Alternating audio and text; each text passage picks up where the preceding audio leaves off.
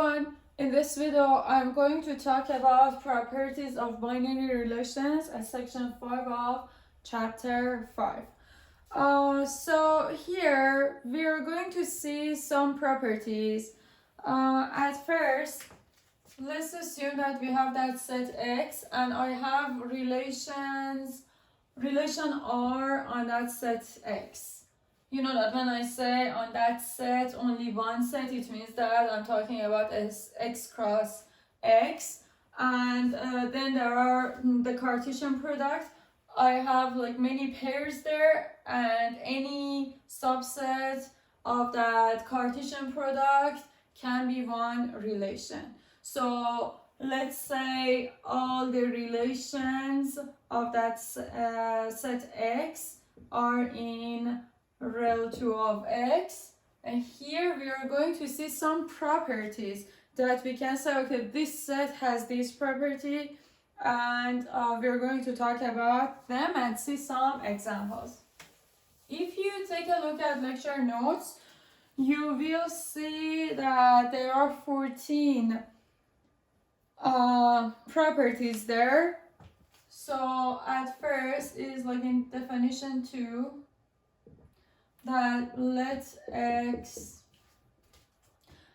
be a set and R is subset of X cross B, which means that we define that relation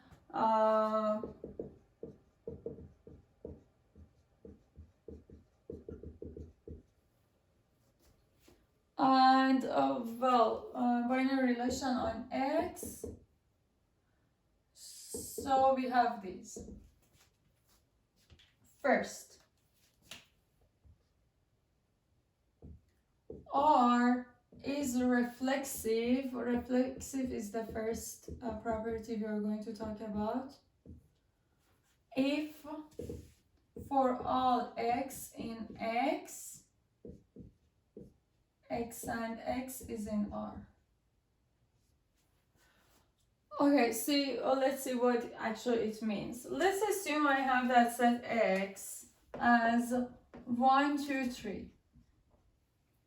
I think I shouldn't write there. X as 1, 2, 3.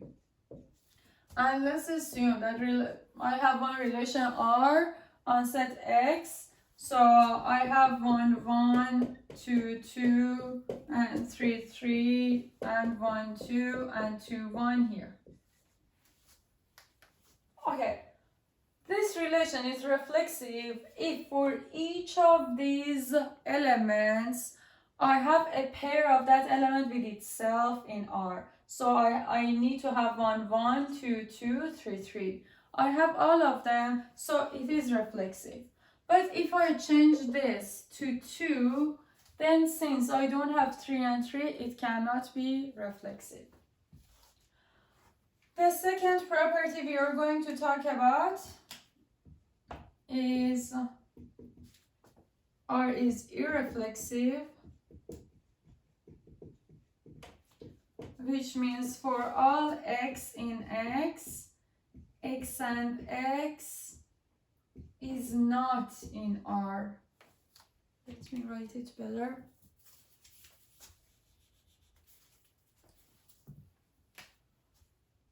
Okay, it is kind of tricky to make sure you understand that. It means for any of these elements, I shouldn't have that element be in relation with itself. So it doesn't mean that this is irreflexive because I don't have 3 and 3. It means none of them must be in relation with themselves.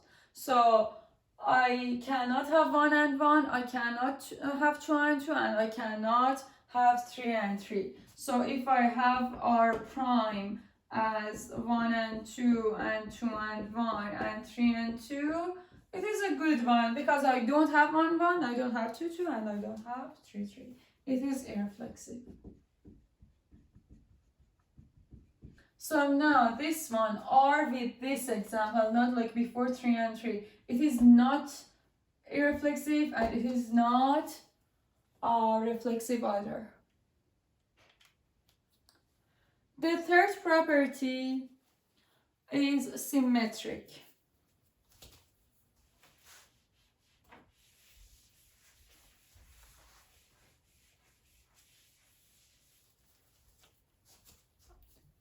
R is symmetric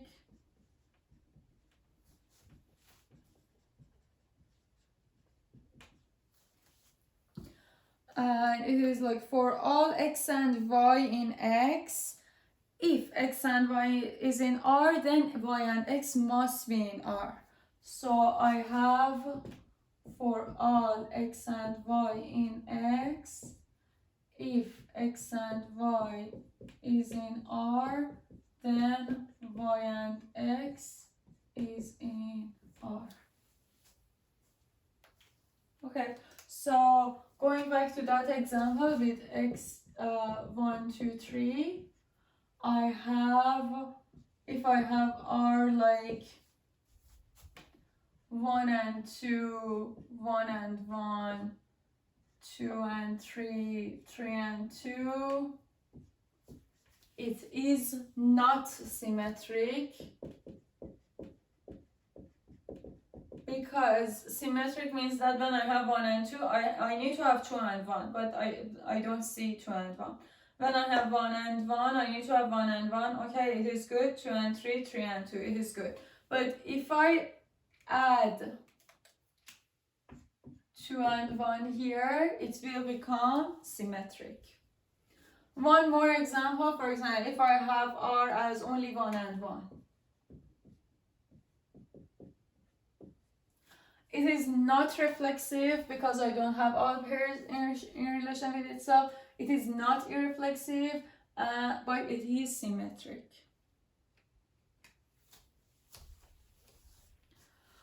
The fourth one is asymmetric. So R is asymmetric when if I have a pair in relation, then the other way is not in that relation. So R is asymmetric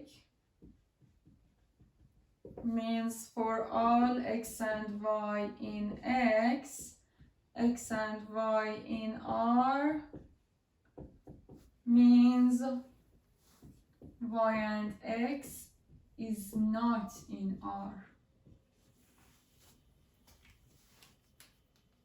Okay, so if I have this without that blue one, it is not asymmetric.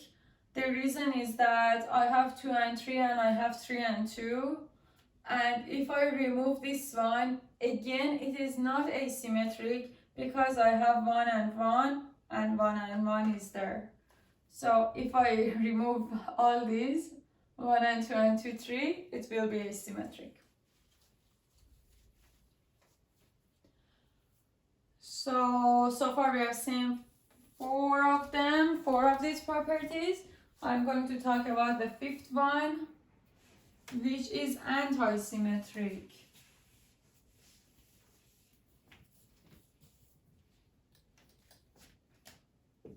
R is antisymmetric. Before talking about antisymmetric, well, so here we saw that because 1 and 1 is here, it is not asymmetric. So one thing that we can realize is that if a relation is reflexive, it must have 1, 1, 2, 2, 3, 3, all of those. So it cannot be asymmetric because any of those pairs of x and x means that it is not asymmetric.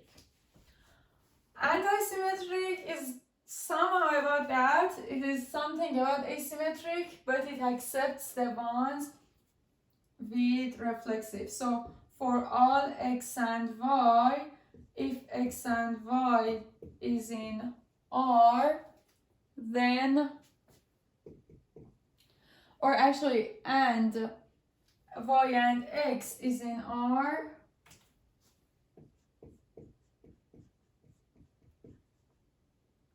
then it means x is equal to y. Let's see what it means. It means if I have a pair and I have the other side of the pair then those two elements must be equal. It is not possible. So, for example, if I have this, it is not antisymmetric because I have 2, 3, and I have 3 and 2, but 2 and 3 are not equal. So it means actually when I have something like 1 and 1, and I have the other way, which is again 1 and 1, then 1 must be equal to 1. This property actually is the same as asymmetric, but it accepts the pairs which are having elements in relation with themselves. This one doesn't accept those, asymmetric. So let's go back to this example without that blue one. It is not antisymmetric because of 2, 3 and 3, 2. And if I have 2, 1, again, it is not antisymmetric. I have these two. But if I have these, then it is antisymmetric. So after I'm going to talk about that red one. Okay, let's see. The red one is not reflexive because it doesn't have 2 and 2, it doesn't have 3 and 3. It is not irreflexive because it has 1 and 1. It is not symmetric because it has 1, 2, but it doesn't have 2, 1. It is not asymmetric because it has 1, 1, and also it has these 2. It is not antisymmetric because it has these 2. So you see, actually this relation R doesn't accept any of those. To make it reflexive, I need to add 2, 2 and 3, 3. If I add those, it becomes reflexive. To make it irreflexive, I need to remove that. Then it becomes irreflexive. To make it symmetric, I need to add 2, 1. If I do that, it becomes symmetric. If I want to make it asymmetric, I need to remove 1, 1. Also, I need to remove one of these, like this. 1, 2 and 3, 2 is asymmetric. If I want to make it antisymmetric, removing one of these 2 is enough. So it is 1, 2, 1, 1, 3, 2 is antisymmetric. This one was property 5. So far we're good because the 6th one is also important, but these 6 are the most important ones. So property 6 is about R is transitive.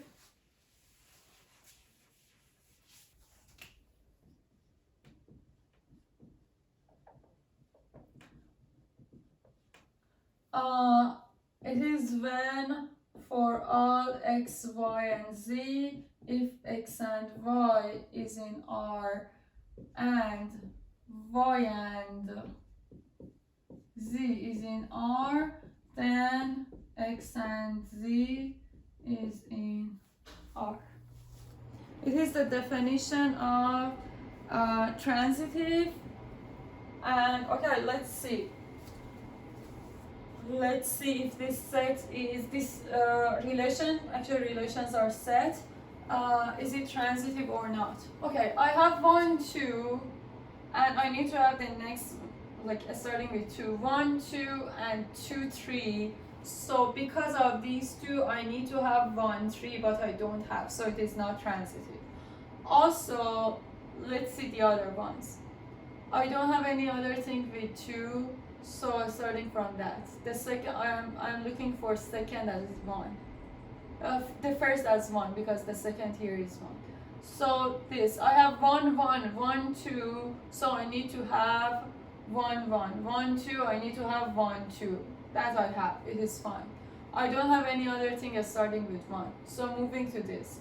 I have 2, 3, 3, 2, so 2, 3, 3, 2, I need to have 2 and 2 in R. I don't have 2 and 2. The other one, I have 3, 2 and 2, 3, 3, 2, 2, 3, so I need to have 3 and 3 in relation, but I don't see 3 and 3. So it is not transitive, and I need to make many changes to make it transitive actually. So for example, I need to remove that. and maybe adding 1, 3. Yes, if I remove that and add 1, 3, it becomes transitive, because 1, 1 and 1, 3, then I need to have 1, 3, 1, 2 and 2, 3, then I need to have 1, 3 that I have, and that's good. I don't have anyone starting with 3, so adding 1, 3 and removing this make it transitive. Okay, these 6 properties are the most important ones, and we need you to we actually want you to know all of these, and make sure that you know all the definitions. When you see a relation, you can realize if it is reflexive, irreflexive, symmetric, antisymmetric, asymmetric, and transitive. And I want you to read the other ones as well, but I don't think that we are going to use them. If we need, I'm going to tell you. Something like empty is really easy. That, okay, I do need to, the empty relation is a relation which is empty, nothing is there. So, yeah. Okay, in the next video, I'm going to talk about some more things like equivalence relations or partial orders, and we are going to use these properties in